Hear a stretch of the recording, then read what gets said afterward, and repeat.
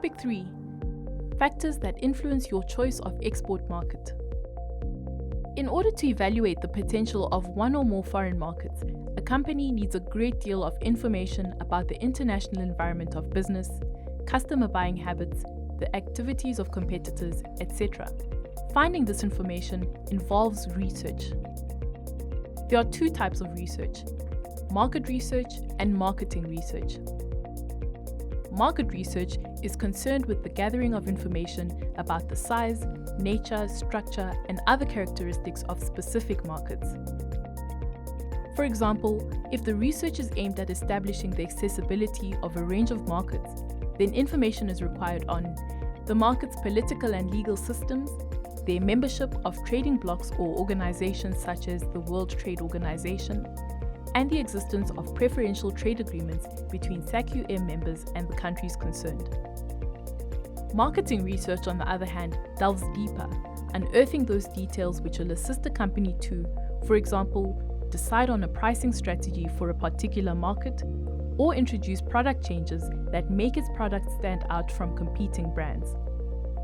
If, for example, you are intending to overhaul your current strategy with respect to the marketing of children's toys in the United Kingdom, you will require very specific and detailed information on customer perceptions of the product quality and pricing levels, the effectiveness of various promotional and distribution channels, and competitive tactics.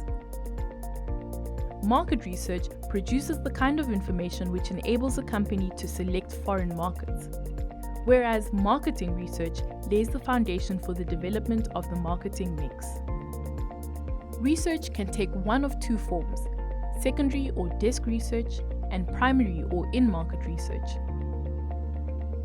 Secondary research involves the collection of data or information which already exists somewhere, having been collected for another purpose.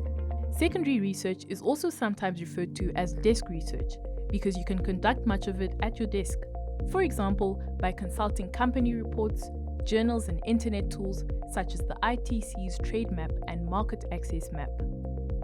Primary research involves the collection of data or information firsthand, for example, specifically for the project under consideration. Primary research is also sometimes referred to as in-market research because it brings you into direct contact with existing and potential customers, middlemen like agents and distributors, other suppliers, and various types of authorities. As primary research at an international level can be costly, it is advisable to conduct as thorough a secondary research exercise as possible, and thereafter, depending on the scope of the research requirements, progress to the primary research stage. A company's research activities are likely to have highlighted the opportunities and threats posed by several markets. Thus, when setting out to select one or more of these markets, the company is usually guided by specific criteria. Firstly, the target market must be accessible.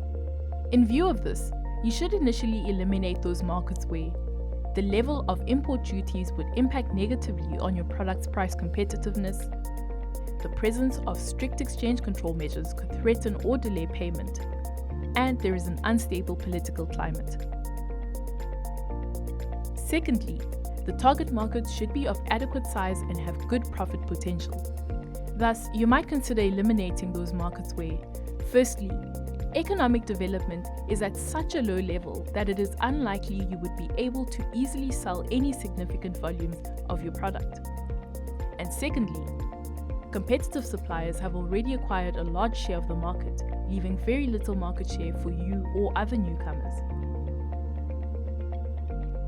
Finally, the cost of doing business in the target market should be adequately offset by the long-term profitability of the venture. Here you could eliminate those markets which would be uneconomical, either because you would need to make significant changes to your product because of language and/or cultural differences, or the cost of transport and insurance would be very high.